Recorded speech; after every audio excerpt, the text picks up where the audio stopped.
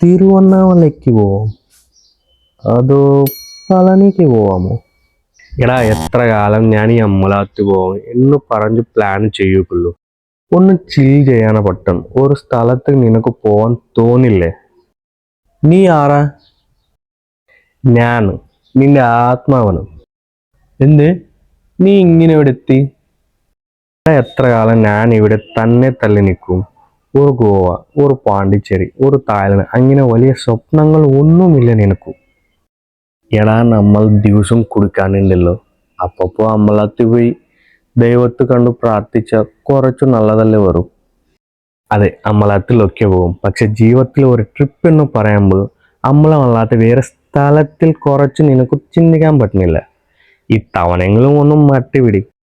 ഇപ്പൊ നമ്മൾ ഗോവാക്ക് തുടങ്ങിയിൽ ഇവിടെ നിന്ന് ഗോവാക്ക് എത്തുന്നത് വരെ കൊടുക്കൊണ്ടേയിരിക്കും. അവിടെ എന്തായാലും അതാണ് പരിപാടി. ഇവിടെ പോയാലും കുഴിയൊക്കെ എന്നതല്ലാതെ നമ്മൾ വേറെ ഒന്നും ചെയ്യില്ലല്ലോ. ആ വ്യൂവും ആ അറ്റ്മോസ്ഫിയറും ഓക്കെ ഉണ്ടെങ്കിൽ കുടിക്കാൻ നല്ല രസമായിരിക്കുമല്ലേ.